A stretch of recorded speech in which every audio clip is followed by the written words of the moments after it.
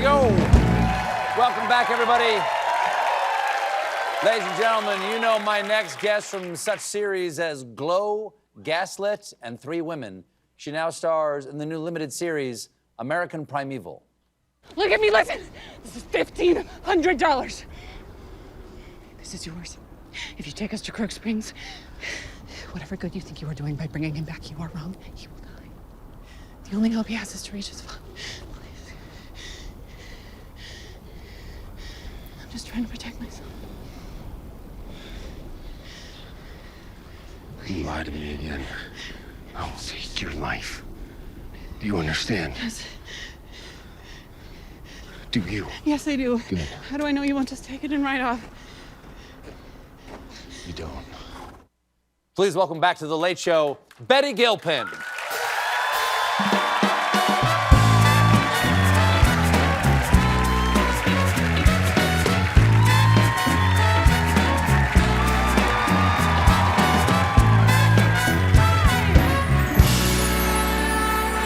Hello. Hi.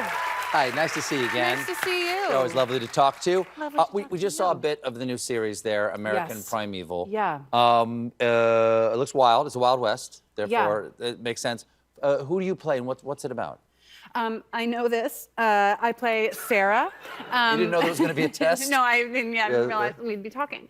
I play Sarah, and it's set in 1857 in what is now Wyoming and Nebraska and Colorado, just the untouched West at that time. And that particular scene, Peter Berg is the director, and the shoot Friday Night Lights. Yes, Yeah. yes. And the shoot was wild and unpredictable, like the West.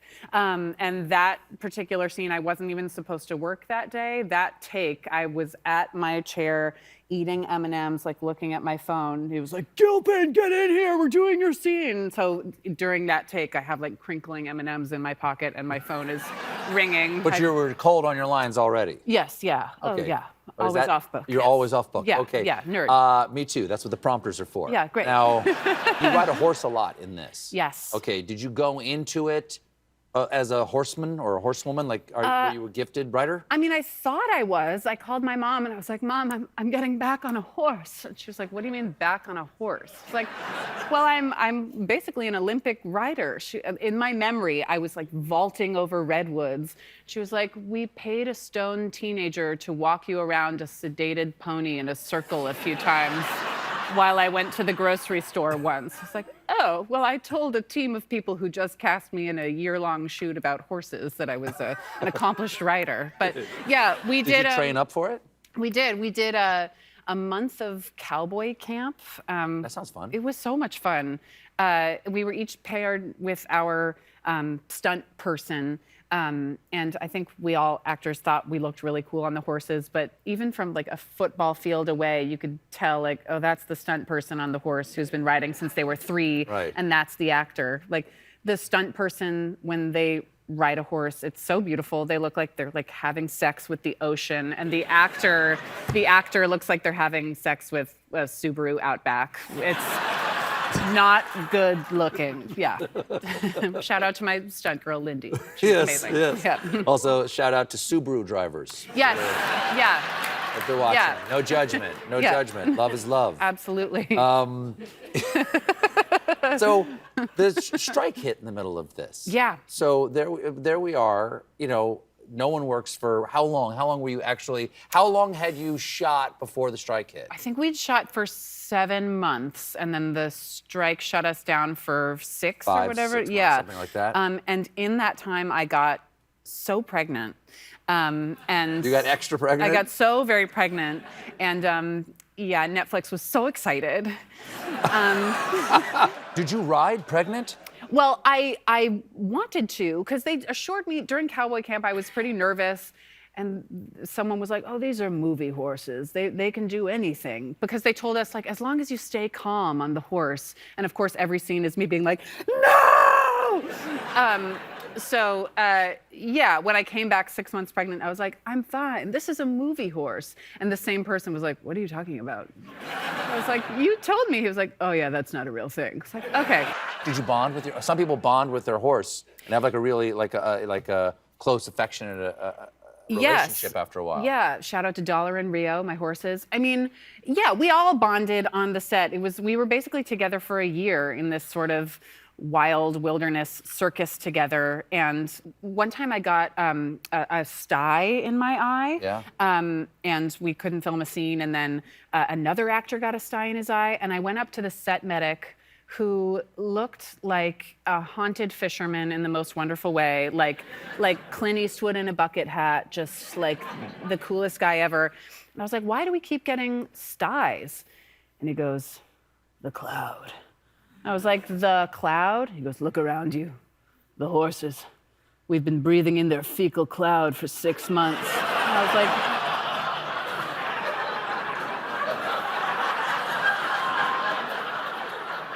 and he goes, do not eat on set. And then we both looked down at the sandwich that I was like, I look around like, like everyone's eating, everyone's touching their eyes, makeup is like touching up my, I mean, it's, yeah. So I was in a fecal cloud. So anyone used, like John Wayne, fecal cloud, anyone who's filming in horses is, yeah, in a fecal cloud. Well, this is very exciting. You are, in when? In a week? In a week from today, yeah. You are making your Broadway debut. You're taking over the role of Mary Todd from Cole Escola. Yes. In Oh Mary. How did this come about? I do not really understand. I was filming a miniseries this past summer about a different president who was assassinated in the 1800s, James Garfield, and playing his first lady. And I was literally sitting in a set of the Oval Office, dressed as a first lady, sitting across from a Lincoln bust. And I got a text from my agent saying, would you be interested in stepping in for Cole as Mary Todd? And I looked up and made eye contact with the Lincoln bust and just started sobbing. And so the person next to me with no context just saw me like doing the crossword and then seeing Lincoln and be like, oh. Well, I understand debuting at the Lyceum Theater is great meaning for you because your dad. How so? So both of my parents are actors and did mostly stage when I was growing up, and I basically grew up in a stage manager's booth, you know, memorizing their lines and everyone else's lines and giving everyone notes and just like any helpful 8-year-old would. And I called my dad to tell him, you know, while I've done lots of off-Broadway, I've never done Broadway, and I called my dad to tell him, and there was a pause, and he was like, what theater? I said, the Lyceum. And he said, I made my Broadway debut at the Lyceum in 1978 as an understudy. He went on one time. So a week from tonight, when I'm making my Broadway debut, when I am absolutely, puke will be here, tears will be here, throat will be non-existent, I will think of my dad having that exact same feeling in 1978, and hopefully my blood pressure will go down a little bit. That's beautiful. Yeah. Betty, thank you so much for being Thank here. You. Thank you so much. Break a leg. Thank you. Thanks. American Primeval is streaming on Netflix now. Catch her in Oh Mary at the Lyceum. Betty Gilpin, everybody. We'll be right back.